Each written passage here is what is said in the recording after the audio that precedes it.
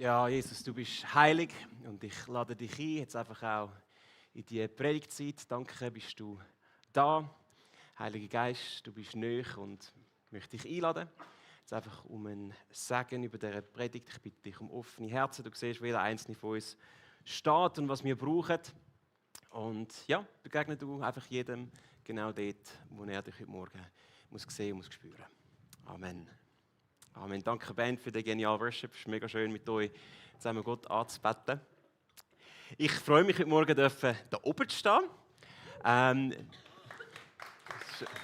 Das ist super. Also, es war cool. Danke vielmals. Tschüss miteinander. Man muss immer auf einer Höhe enden. Das wäre jetzt gerade gut gewesen. Wir sind in einer kleinen Serie zum Thema Heiliger Geist. Besser gesagt, erfrischt durch den Heiligen Geist. Und heute sind wir bereits beim letzten Teil. Die sich jetzt fragen, wir haben doch noch gar keinen Teil gehabt. Wir haben im Pfingstweekend angefangen, haben die 2 Predigen zu dem Thema gehabt, wo wir stark auf das Wirken vom Heiligen Geist in uns geschaut haben. Und heute werden wir ein bisschen mehr einen Fokus setzen auf das Wirken vom Heiligen Geist durch uns. Und weil wir doch ein bisschen eine gemeinsame Ausgangslage brauchen, um dann das Wirken vom Geist durch uns anzuschauen und in die Welt raus, starten wir gleich mit einem kleinen Crashkurs in der Pneumatologie, also die Lehre vom Heiligen Geist. Keine Angst, das wird jetzt nicht hoch theologisch und mega kopflastig, aber einfach, dass man ein bisschen gemeinsame Ausgangslage hat, von wo das denn der Heilige Geist kommt, was die Beziehung ist zu ihm im Alten Testament und im Neuen Testament. Und als erstes begegnen wir dem Heiligen Geist in der Schöpfungsgeschichte. Wirklich in den ersten 2 Sätzen der Bibel sehen wir den Geist Gottes, der über dem Wasser schwebt. Und der Joni hat da ein mega cooles Bild gebracht. Heiliger Geist, der Geist ist auch Ruach im Hebräischen. Und das ist so der Atem. Und wenn ihr die Schöpfungsgeschichte kennt, dann sieht es fast so aus, wie wenn Gott Luft holen und nachher die Schöpfung in die Realität spricht. Er redet ja nachher und Sachen werden geschaffen. Also wir sehen hier das erste Mal, wo der Geist Gottes vorkommt, als ein Teil von dieser Schöpfungsgeschichte. Und nachher, wenn wir im Alten Testament folgen, dann sehen wir den Heiligen Geist immer wieder, wie er auf einzelne Menschen kommt und sie befähigt. Und das ist das Thema für heute, die Befähigung. Und er befähigt sie für spezifische Aufgaben. Ein so ein spannendes Beispiel ist der Bezalel, wo befähigt worden ist vom Geist Gottes, um verschiedenste Arbeiten an der Stiftshütte zu verrichten, wo das Volk Israel durch die Wüste gezogen ist. Wir lesen dort im 2.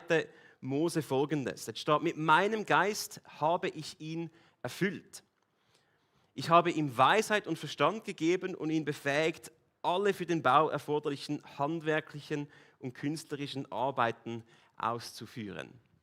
Also der Heilige Geist ist auf den Bezalel gekommen und hat ihn befähigt für den einen spezifischen Auftrag. Ich habe mir das früher bei den Französischprüfungen gewünscht. Das hat nicht so ganz funktioniert, aber etwa so stelle ich mir das vor. Du wachst auf und dann kannst plötzlich einfach Französisch reden fließend. Andere Beispiele aus dem Alten Testament wären Propheten, die vom Geist eingegeben geredet haben und Gottes Wort verkündet haben. Oder Führungspersonen, wie zum Beispiel der Mose oder der David. Es steht, dass der Geist Gottes auf ihnen war und sie dadurch das Volk führen. Und es gibt noch ganz viele weitere Beispiele, aber etwas, was wir aus dem Alten Testament klar sehen, ist, der Heilige Geist ist gekommen und dann manchmal wieder gegangen. Es war eine Erfüllung von Einzelnen für spezifische Aufgaben. Diese Realität haben die Menschen gekannt, wenn es um den Heiligen Geist gegangen ist. Bis zu der Zeit vom Prophet Joel. Er verspricht dort ein anderes Bild von der Zukunft. Dort lesen wir Folgendes. Es steht dort: Wenn dies geschehen ist, will ich, der Herr, alle Menschen mit meinem Geist erfüllen. Eure Söhne und Töchter werden aus göttlicher Eingebung reden. Die alten Männer werden bedeutungsvolle Träume haben und die jungen Männer Visionen. Das zählt natürlich auch für Frauen unter uns. Es offenbart sich da ein anderes Bild. Nicht mehr Einzelne werden vom Heiligen Geist erfüllt sein, sondern alle werden vom Heiligen Geist erfüllt sein. Und Jesus sagt später über den gleichen Geist Folgendes zu seinen Jüngern. Er sagt, dann werde ich den Vater bitten, dass er euch an meiner Stelle einen anderen Helfer gibt, der für immer bei euch bleibt. Also wir sehen einen Wechsel vom Alten zum Neuen Testament. Im Alten Testament ist der Heilige Geist auf Einzelne gekommen, für spezifische Aufgaben. Und im Neuen Testament sehen wir eine Ausgüssung vom Geist Gottes auf alle. Und er wird nicht gehen, sondern er wird bleiben. Ein ganz cooles Bild. Und wir haben gerade Pfingsten gefeiert. Und genau das hat sich an Pfingsten angefangen zu erfüllen. Die Prophezeiung vom Prophet Joel. Die Jünger sind erfüllt worden vom Heiligen Geist und nachher, mit der Kraft von ihm, haben sie angefangen, die gute Nachricht zu verkünden. Und ich habe mich gefragt, hey, wie erleben wir denn das heute? Oder wenn wir die Briefe aus dem Neuen Testament lesen und die Momente, wo der Heilige Geist gewirkt hat, dann zeichnet sich ein Bild ab, dass es für die frühen Christen eine absolute Selbstverständlichkeit war, dass der Heilige Geist in ihnen wohnt, in ihnen wirkt und durch sie wirkt. Sie haben manchmal noch ein bisschen herausfinden, wie jetzt genau mit dieser neuen Kraft umgehen. Der Paulus hat da 2, 3 Vorschläge gehabt. Aber grundsätzlich sehen wir, hey, das war für sie Alltag gewesen. Und ich wage zu behaupten, dass sich das geändert hat ein bisschen in den letzten 2000 Jahren. Es soll nicht schwarzmalerisch jetzt überkommen. Wir haben den Heiligen Geist gerade stark erleben ab Pfingsten. Also er wirkt in uns und in unserer Kirche, absolut. Aber ich glaube, es ist fair zu sagen, wenn der Paulus uns einen Brief schreibt, würde er wahrscheinlich nicht sagen, hey Leute, nehmt es mal ein bisschen locker, ihr seid viel zu viel mit dem Heiligen Geist unterwegs sein und ihr müsst wirklich eure Geistesgaben schauen, dass ihr nicht so viel braucht. Oder ich glaube, er würde vielleicht eher als andere sagen, hey, ihr dürft gerne noch ein bisschen. Genau. Ich erlebe es bei uns sogar manchmal eher so, dass sich gewisse vielleicht gar nicht sicher sind. Ja, habe ich denn den Heiligen Geist überhaupt? Ist denn der in mir? Ich habe ihn vielleicht noch nie so recht gespürt. Muss ich jetzt noch eine Erfüllung und so weiter? Und da könnte man jetzt eine ganze Predigtserie drüber machen. Ich versuche wirklich nur den Grundsatz einfach schnell aufzugreifen. Weil ich glaube, der Grundsatz tut die Bibel recht klar beantworten. Im Epheser 1, Vers 13 schreibt der Paulus Folgendes. Er sagt, nachdem ihr diese Botschaft im Glauben angenommen habt, gehört ihr nun Gott. Er hat euch sein Siegel aufgedrückt, als er euch den Heiligen Geist schenkte, den er jedem Glaubenden zugesagt hat. Also wir sehen da, der Heilige Geist ist jedem Glaubenden zugesagt. Er ist Siegel, wo zeigt, dass wir zu Gott gehören. Das heißt, wenn wir Jesus nachfolgen, gehören wir zu den Glaubenden. Und das bedeutet, es gibt keinen Christ, der den Heiligen Geist nicht in sich hat. Das ist eine Realität, wo wir uns bewusst sein dürfen. Und trotzdem tun wir uns, glaube ich, manchmal schwer. Und die Beziehung mit dem Heiligen Geist ist vielleicht alles andere als erfrischend. Und da möchte ich mit euch kurz ein Bild anschauen, das ich euch mitgebracht habe. Kannst du es mal bringen? Genau. Wäre jetzt das ein Kids Day Gottesdienst, würde um 1, 2 oder 3 machen. Das machen wir jetzt heute Morgen nicht, keine Angst. Aber überlegt doch schnell, vielleicht könnt ihr dem Nachbarn kurz sagen, was glaubt ihr, ist das? Was zeigt das Bild? Was stellt das dar? Könnt ihr mal kurz mit eurem Nachbarn austauschen, eure Vermutung?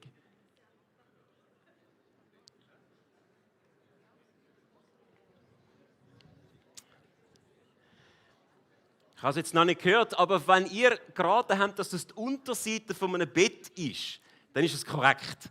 Das ist die Unterseite von unserem Bett daheim. Und ich hatte vor etwa 2 Wochen die grandiose Idee gehabt, dass ich mal die Matratze wegnehmen könnte und dort unten mal putzen könnte.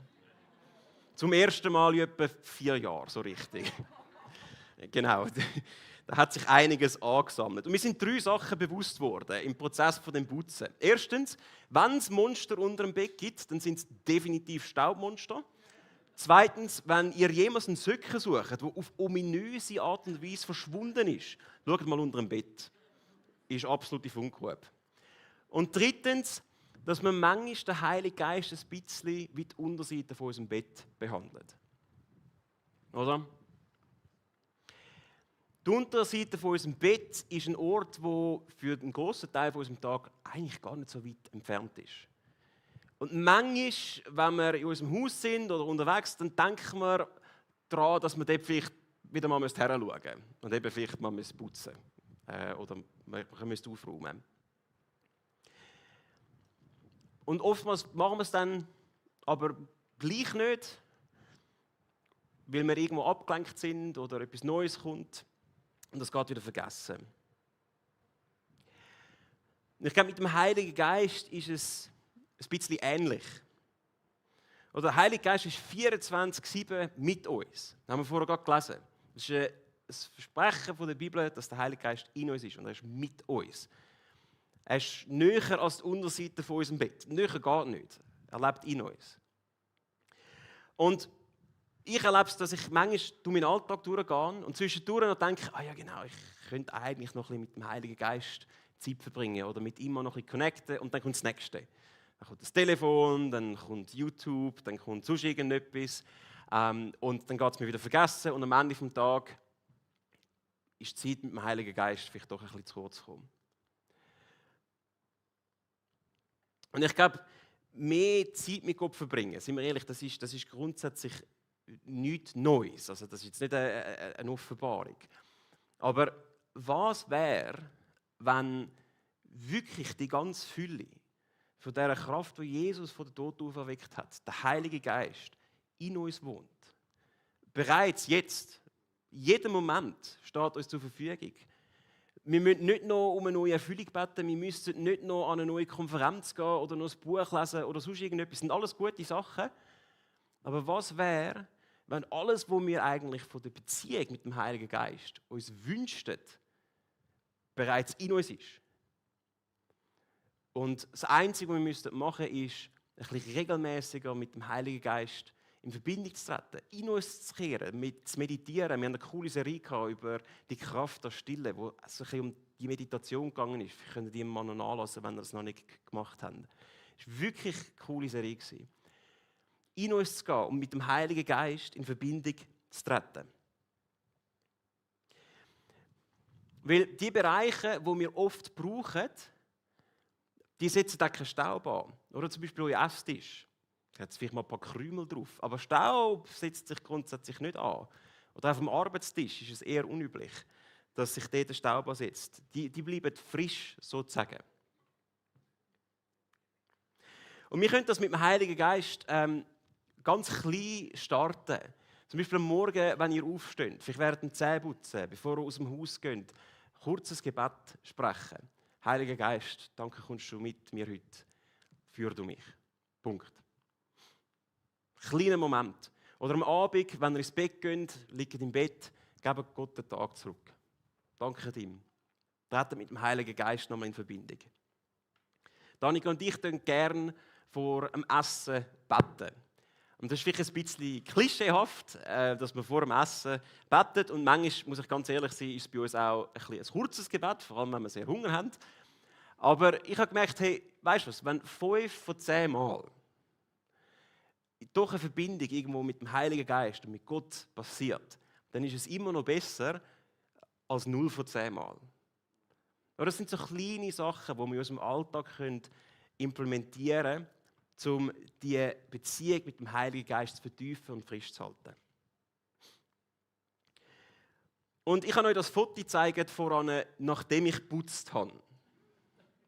Das war nicht absichtlich, aber ich habe es euch gezeigt, nachdem ich geputzt habe. Und meine Ermutigung vielleicht in dem ist, wenn ihr ansitzt und euch anfangt, die Gewohnheiten anzueignen, dann gebt nicht auf, wenn im ersten Moment nicht gerade etwas Weltbewegendes passiert. Oder manchmal muss man ein bisschen entstauben, manchmal braucht es einen Moment, bis man die Stimme vom Heiligen Geist anfängt zu hören. Aber mir ist wichtig, nur weil ihr vielleicht etwas in dem Moment nicht spürt oder nicht seht oder nicht passiert, heisst das nicht, dass der Heilige Geist nicht bei euch ist. Also bleibt bei diesen Sachen dran. Und wenn wir mit dem Heiligen Geist anfangen, so unterwegs zu sein, ihm mehr Raum geben, dann ist es ganz natürlich, dass er anfängt, in uns und durch uns durch zu wirken. Er verändert unseren Charakter als erstes. Die Bibel redet da von diesen Geistesfrüchten aus dem Galater 5, die zum Vorschein kommen. Liebe, Freude, Geduld, Freundlichkeit und so weiter. Er verändert unseren Charakter. Und er verändert aber auch unser Handeln. Und zwar zu einem ganz bestimmten Zweck. Und der Zweck oder der Auftrag, den finden wir in der Apostelgeschichte 1, Vers 8. Dort sagt Jesus zu seinen Jüngern: Aber ihr werdet den Heiligen Geist empfangen und durch seine Kraft meine Zeugen sein. Die primäre Aufgabe, die uns der Heilige Geist damit hilft, ist, Zeugen von Jesus Christus zu sein. Das ist eine von diesen Hauptaufgaben, wo wir den Helfer haben. Der Heilige Geist gibt uns Mut, er gibt uns Ausdauer, er gibt uns Kraft. Er ist der, der Jesus in uns bezeugt, dass wir Jesus aus uns bezeugen können. Und selbst die Geistesfrüchte dienen dazu, ein Zeugnis zu sein. Wir lesen an einem anderen Punkt in der Bibel, wo steht: An der Liebe zueinander werden sie mich erkennen. Liebe ist die erste Geistesfrucht, die aufgeführt wird. Ein verändertes Leben ist eines der stärksten Zeugnisse, die wir dieser Welt geben können.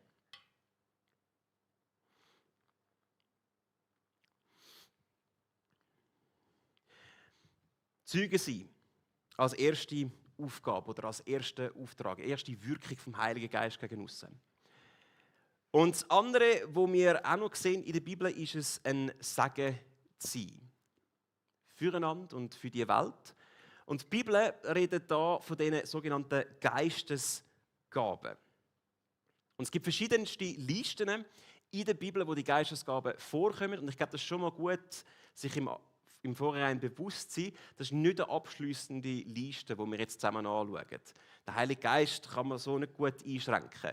Aber die Bibel gibt uns ein paar begeisternde und spannende Einblicke, wie der Heilige Geist durch uns durch kann wirken und wie sich seine Kraft kann zeigen kann. Und ich möchte mit euch die Liste aus dem 1. Korinther lesen. Da hat es ein paar ganz coole Sachen drauf. Wir lesen dort: Wie auch immer sich der Heilige Geist bei jedem Einzelnen von euch zeigt, seine Gaben sollen der ganzen Gemeinde nützen. Dem einen schenkt er im rechten Augenblick das richtige Wort. Wer hätte gewusst, dass Schlagfertigkeit eine Geistesgabe ist?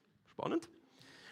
Ein anderer kann durch denselben Geist die Gedanken Gottes erkennen und weitersagen. Wieder anderen schenkt Gott durch seinen Geist unerschütterliche Glaubenskraft oder unterschiedliche Gaben, um Kranke zu heilen.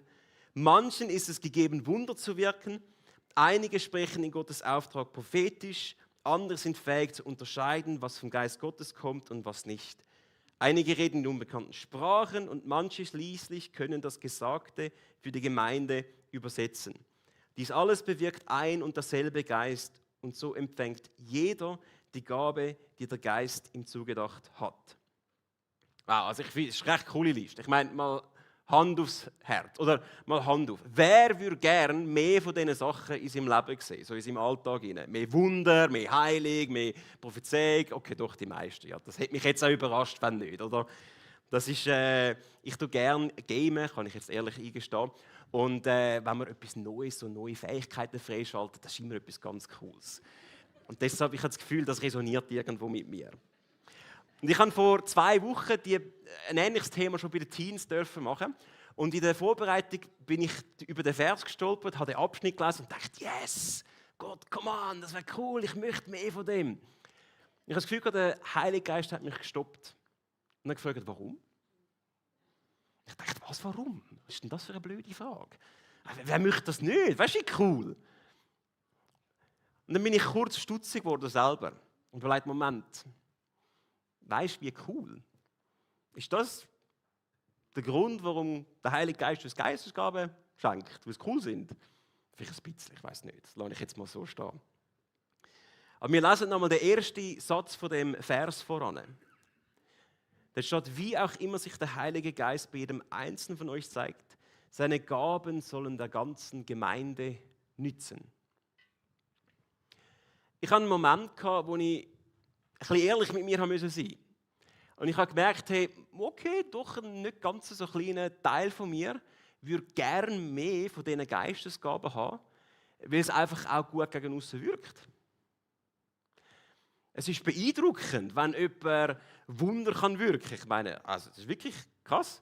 Es ist genial, wenn jemand Gabe von der Heilung hat. Es ist aufmerksamkeitserregend, wenn jemand prophetisch reden kann oder Geister unterscheiden kann.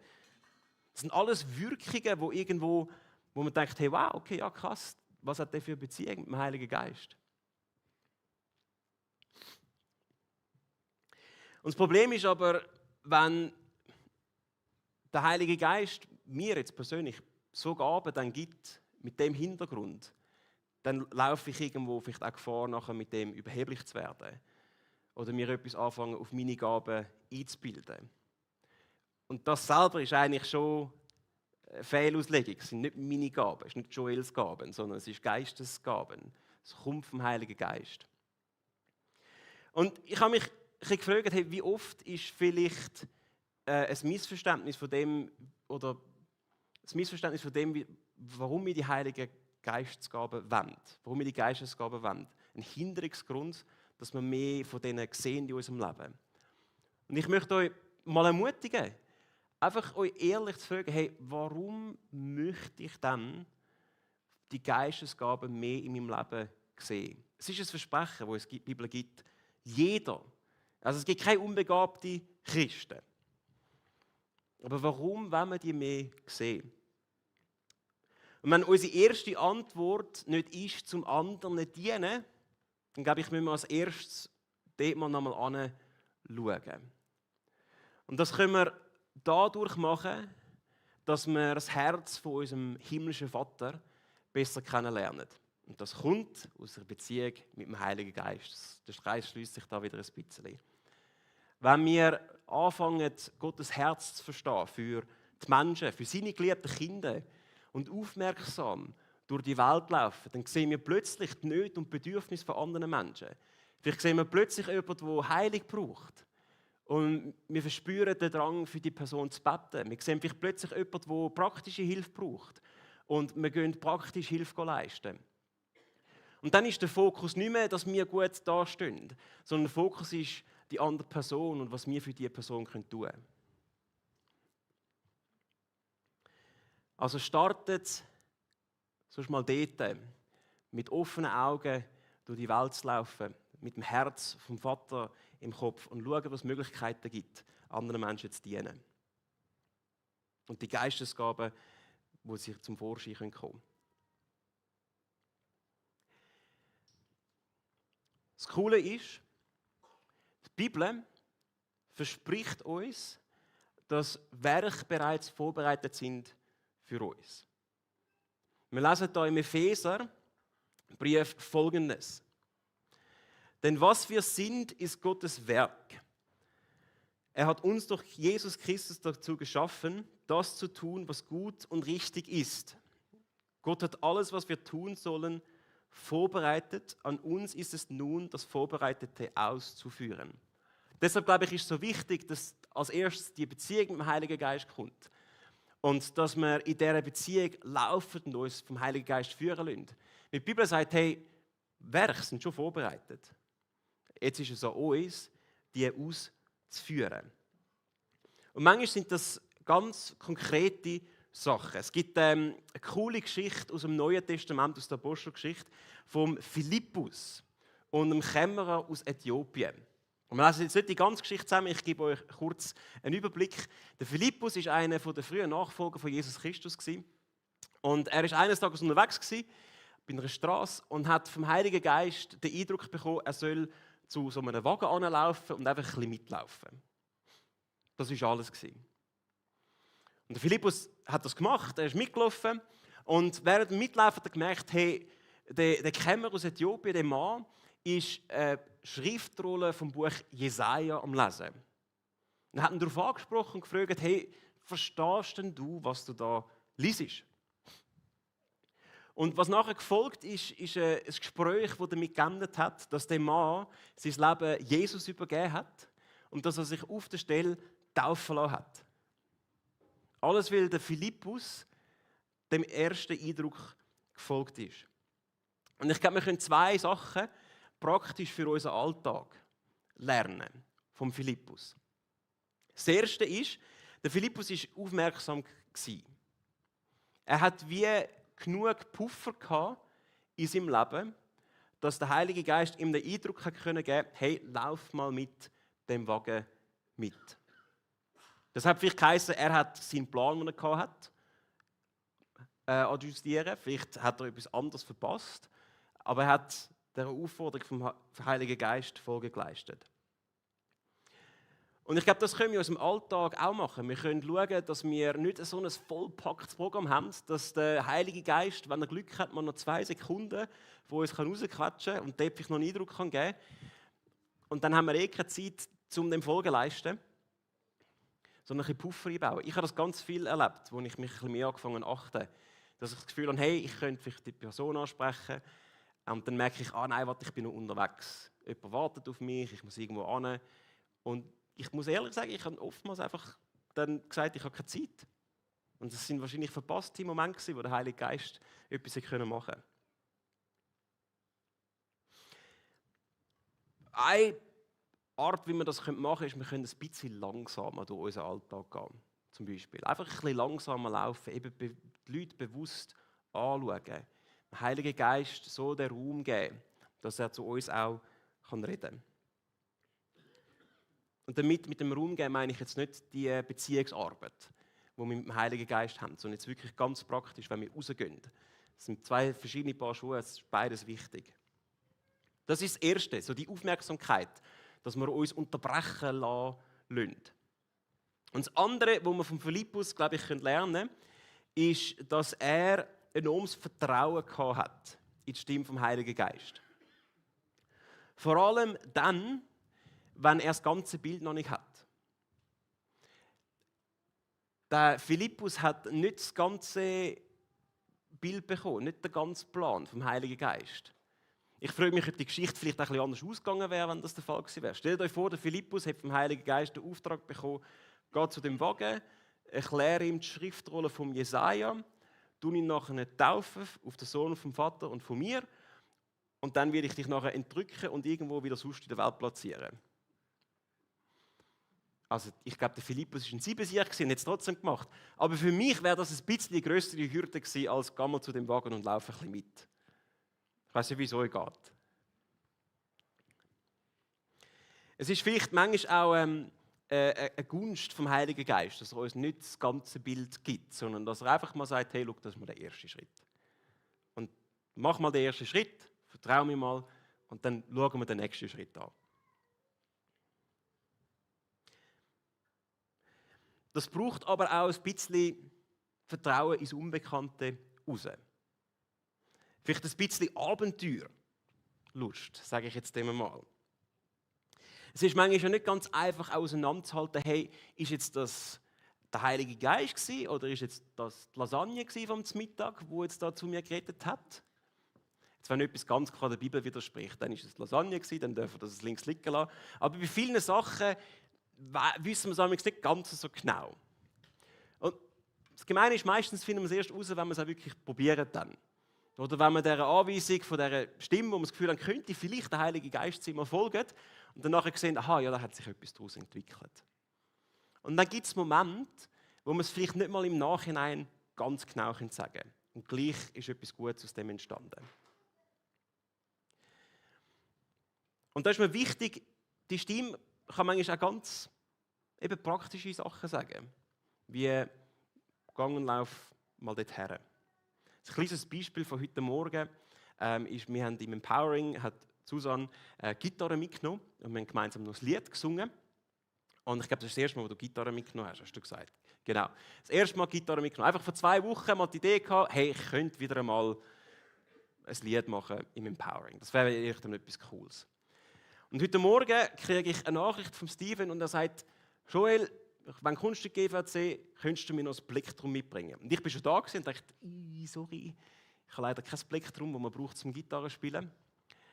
Und habe es dann vergessen. Und als ich nachher ins Empowering gelaufen bin, in der Ablaufbesprechung, habe ich herausgefunden, dass Susanne ihr Gitarrencase dabei hatte, wo es ein Plektrum drin hatte, hat jetzt Steven heute Morgen können mit der Gitarre Worship machen, mit einem Plektrum. Also das ist etwas Kleines. So, hey, ja, sing doch mal ein Lied im Empowering. Und aus dem ist noch viel mehr entstanden, als Susanne wahrscheinlich gedacht hat.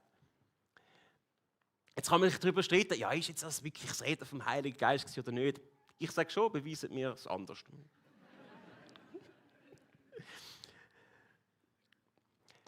Am Heiligen Geist nachzufolgen ist ein Abenteuer, wo man auch zwischendurch vielleicht mal ein bisschen ein Risiko muss eingehen muss. Und eine praktische Ermutigung ist, wenn ihr euch jetzt nicht getraut, draussen, ja im Alltag, auf fremde Leute zu gehen, müsst ihr auch nicht mit dem starten. Ihr könnt ja einfach mal in dieser Gemeinschaft rein anfangen, füreinander beten, anfangen, auf den Heiligen Geist zu hören. Wenn ihr jemanden seht, der krank ist, hey, geht auf die Person zu. Kann ich für dich beten? Die Hürde, bin ich ziemlich sicher, wird nächstes Mal tiefer sein, auf eine andere Person zuzugehen. Das ist eine dynamische Beziehung mit dem Heiligen Geist, wo wir drin wachsen dürfen. Und wir gehen jetzt dann nochmal in eine Worship-Zeit. Die Band darf langsam hochkommen, ich gehe ein bisschen auf die Seite. Unsere Welt braucht Jesus. Sie braucht Jesus. Unsere Nachbarschaften, wir brauchen Jesus. Und überall dort, wo der Heilige Geist am Wirken ist, dort wird Jesus groß gemacht. Weil der Heilige Geist bezeugt Jesus. Und deshalb erinnern wir uns daran, wir sind erfüllt. Die ganze Fülle vom Heiligen Geist lebt in uns. Wir sind befähigt. Jeder von uns hat irgendeine Gabe. Und der Heilige Geist möchte durch uns wirken in unserem Alltag. Und deshalb lassen wir uns doch auf das Abenteuer ein. Vielleicht ein bisschen draufgängerisch. Einfach mal zu folgen dieser Stimme, wenn wir das Gefühl haben, der Heilige Geist möchte uns vielleicht etwas sagen. Es mal darauf ankommen zu lassen und mal zu schauen, was passiert. Und dann dürfen wir auch staunen darüber, was der Heilige Geist durch uns durch alles bewirken kann. Amen. Amen. Ich möchte noch beten